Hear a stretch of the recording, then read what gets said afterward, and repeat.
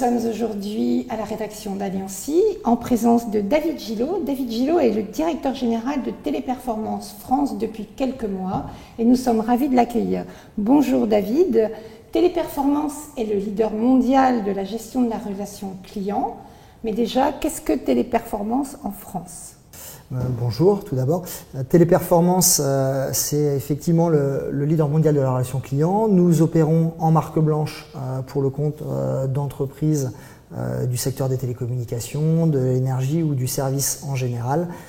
Et nous sommes environ 4000 personnes aujourd'hui réparties sur tout le territoire, sur 13 sites. D'accord.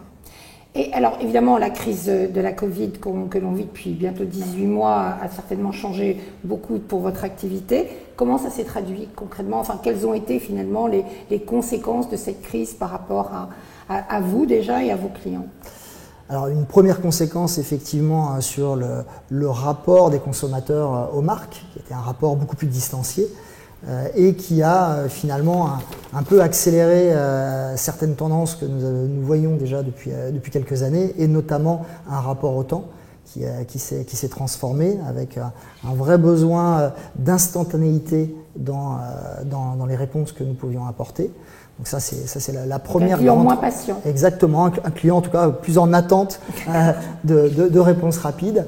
Et puis d'un autre côté aussi, du côté employeur en fait, on a vécu une vraie transformation de notre mode de fonctionnement avec la mise en place massive du télétravail, puisque encore aujourd'hui nous avons 75% de notre effectif qui travaille à distance.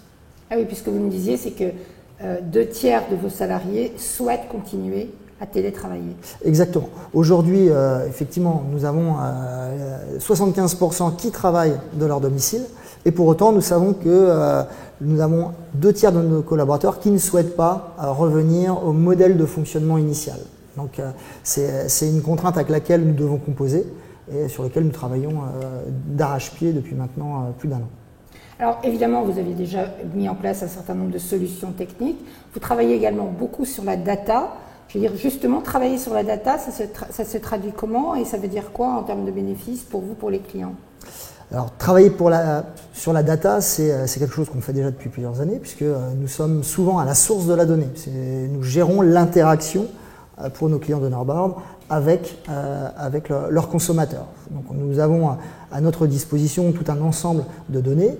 L'explosion du multicanal a finalement aussi multiplié les interactions et les données, et ce qui nous a permis, en mettant en place de nouvelles professions, des data analystes notamment, de pouvoir identifier comment on pouvait améliorer l'expérience client, comment on pouvait rendre plus pertinent un process, comment même nourrir les offres. Donc finalement, ça nous a permis de remonter aussi la chaîne de valeur, ne plus seulement gérer du contact, mais être en capacité d'être un vrai partenaire de la transformation des modèles de nos clients. Alors, on parle beaucoup d'écouter la voix du client. Concrètement, enfin déjà comment ça se passe, enfin, cette fameuse écoute, par quoi elle passe, enfin, est-ce que c'est un réel différenciateur pour l'entreprise? Alors l'écoute du client, c'est plus qu'un différenciateur, ça devrait être l'ADN de toute entreprise. Alors l'écoute de la voix du client, elle peut prendre plusieurs formes. La première forme, en tout cas celle qui est la plus visitée, c'est la mesure de la satisfaction des clients, ce qu'on appelle la CSAT. Donc ça, c'est de la data en fait. Donc là, c'est de la data. On envoie un questionnaire au client après chaque interaction et qui permet d'identifier si oui ou non il a eu la réponse à son problème et si oui ou non il est satisfait de l'interaction qu'il a pu avoir avec la marque. Ça, c'est le premier point. Le deuxième point est plus quantitatif, plus qualitatif plutôt, et c'est la possibilité pour nos agents de remonter certains points de difficulté, soit des difficultés vis-à-vis du paysage concurrentiel, soit des difficultés vis-à-vis des outils ou des process, et finalement là aussi de nourrir la réflexion, non pas par une approche très drivée par la data, mais par une approche plus quali, qui parfois permet de solutionner des sujets qui peuvent paraître assez triviaux, mais qui ont un réel impact sur les clients. Alors évidemment, vous parlez tout à l'heure de votre organisation interne de travail qui a été complètement transformée. Est-ce que du coup, quelles sont les nouvelles méthodes que vous avez mises en place en termes de recrutement, en termes pour mieux engager vos collaborateurs, etc., pour mieux les manager à distance? Parce qu'avant vous étiez 100% présentiel et dorénavant, C'est du coup un énorme basculement. Alors c'est un énorme basculement parce qu'effectivement nous avons dû bouger très très vite pour pouvoir nous adapter au contexte et surtout durant cette période, cette année et demie, nous avons aussi recruté beaucoup de personnes. Donc ça nous a obligés non seulement à adapter notre modèle aux personnes qui avaient été recrutées, qui avaient été habituées à travailler sur site, pouvoir effectivement leur offrir un environnement de travail tout aussi pertinent, mais ça nous a obligés à mettre en place des process de recrutement totalement digital, avec des personnes. On a recruté énormément de personnes, des milliers de personnes que nous n'avons jamais rencontrées. Nous avons contractualisé et géré tout l'administratif avec ces personnes sans jamais les avoir rencontrées. On les a formées sans les rencontrer et on les a managées sans les rencontrer. Donc on voit que reparti de zéro complètement. Exactement. Ça nous a obligés à ne pas transposer ce qu'on faisait historiquement sur site à une nouvelle donne qui serait de travailler à distance, mais vraiment de repenser, comme si c'était une start-up, de repenser comment on met en place et quels outils on peut mettre à disposition pour sourcer en digital, pour former, pour onboarder. Tous ces outils et ces process, on est obligé de les refaire from scratch. Sachant que la plus grande difficulté a été pour nos managers, puisque finalement nos managers, nous avons aussi été obligés de les accompagner dans de nouvelles méthodes de management, de personnes, de nouvelles méthodes d'animation, qui ne sont plus des personnes qui sont, on va dire, en proximité proche, avec lesquelles ils peuvent avoir des contacts formels ou informels, mais vraiment avec des nouveaux outils, de la distance et forcément tout ce qui est inhérent à la distanciation sociale que peuvent amener Oui, avec d'autres idées également sur un engagement plus ludique avec les collaborateurs pour créer un esprit d'équipe, etc. Oui, exactement ça. Ça fait partie des vrais points qui font qu'un collaborateur qui rejoint Téléperformance a envie d'y rester. C'est véritablement tout ce qui est cette relation sociale qu'on peut retrouver sur un site et qui fait le terreau finalement de l'engagement de nos collaborateurs. Et ça, c'est un point sur lequel nous avons travaillé assez tôt pour éviter que finalement le travail à distance rime avec distanciation.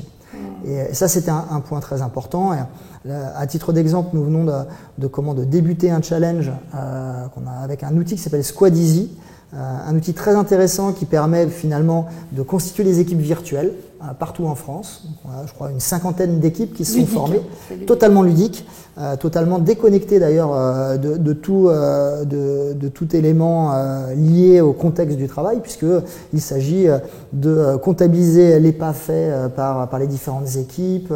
Il y a des défis sur courir un certain nombre de kilomètres, faire du vélo ou répondre à des quiz sur la base de la santé, pour contribuer finalement à donner des points à son équipe. Et c'est intéressant parce que ça nous a permis de reconstituer des équipes virtuelles, parfois pas forcément d'ailleurs des équipes qui ne dépendent que d'un seul site. Et finalement, ça a pu aussi permettre à des personnes de se rencontrer, puisqu'il y a un chat intégré qui permet de motiver les différentes personnes de cette équipe, et puis d'animer, on va dire, un petit effet de challenge et d'engager encore par ce biais les salariés dans le collectif de Téléperformance. Alors on parle beaucoup évidemment d'expérience client aujourd'hui, d'autant plus après cette période de crise sanitaire que l'on a vécue. Jusqu'où vos collaborateurs doivent-ils intégrer la culture des entreprises clientes de Téléperformance ? Alors ça c'est une pierre angulaire de notre métier. Comme je l'ai dit tout à l'heure, nous opérons en marque blanche. Ce qui fait que quand un collaborateur nous rejoint, il rejoint certes Téléperformance, mais il ne travaillera pas pour Téléperformance. Il travaillera pour un client. Ce qui fait que chez nous, quelqu'un qui rentre chez Téléperformance va être totalement formé, immergé dans la culture du client, formé à ses offres, formé à ses outils, formé à ses process, parfois dans de longue durée, ça peut durer 5, 6, 7 semaines, et ensuite va se trouver immergé sur les plateaux dans on va dire un code marketing qui est effectivement totalement raccord avec la culture d'entreprise, avec des kakémonos, avec de l'affichage, et tout est brandé au nom du client, puisque finalement toutes les interactions que l'agent va devoir gérer sont des interactions qu'un consommateur essaie d'avoir avec une marque et pas avec Téléperformance.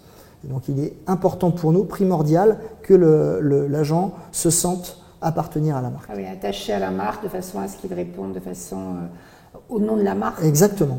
Chaque gestion d'interaction, c'est que nous engageons la marque. Donc pour ce faire, il est important que le collaborateur comprenne bien cet engagement et donc se sente appartenir aussi à cette marque. Est-ce qu'on peut dire que la crise sanitaire, pour votre métier, a été une rupture, fait que votre métier aujourd'hui accélère sur des points qui quelque part, comme le télétravail n'était pas un sujet, en tout cas pas un sujet fort précédemment, est-ce qu'on peut dire ça comme ça? Je pense qu'on peut le dire. Comme j'ai dit tout à l'heure, finalement le point le plus important chez nous, c'est d'avoir des collaborateurs engagés. Et avoir des collaborateurs engagés, c'est finalement leur donner un espace de travail qui corresponde à leurs attentes. Et aujourd'hui, leurs attentes, c'est pour 2/3 de rester en télétravail, tout ou partie. Et donc ça, c'est une vraie rupture, parce que ce n'est pas notre mode de fonctionnement historique. Pour autant, on a démontré depuis 1 an et demi qu'on était en capacité de pouvoir proposer tout un socle de fonctionnement qui est pérenne. Et donc là, aujourd'hui, notre travail, c'est de convaincre nos clients que ce socle a de l'avenir et permet d'adresser totalement en respectant leurs contraintes et leurs attentes, finalement, les interactions avec leurs clients, de manière à pouvoir satisfaire nos collaborateurs et leur permettre finalement de rester à domicile s'ils le souhaitent. Est-ce que cette nouvelle organisation va être un facteur d'attractivité pour votre métier, vous pensez? Alors, je ne sais pas si c'est un facteur d'attractivité, mais en revanche, c'est quelque chose de nécessaire pour pouvoir répondre aux attentes des salariés et des futurs embauchés. Aujourd'hui, il paraît assez difficile de convaincre une nouvelle génération de nous rejoindre. Nous sommes dans un métier qui souffre et qui peine encore un peu par méconnaissance de valorisation. Et donc nous avons besoin d'aller vers les nouvelles générations pour leur montrer que finalement nous pouvons nous adapter aussi à leurs exigences et proposer une organisation du travail totalement différente de celle qu'ils peuvent avoir en tête. Merci. Merci pour toutes ces informations. Merci à vous de nous avoir écoutés et à très bientôt.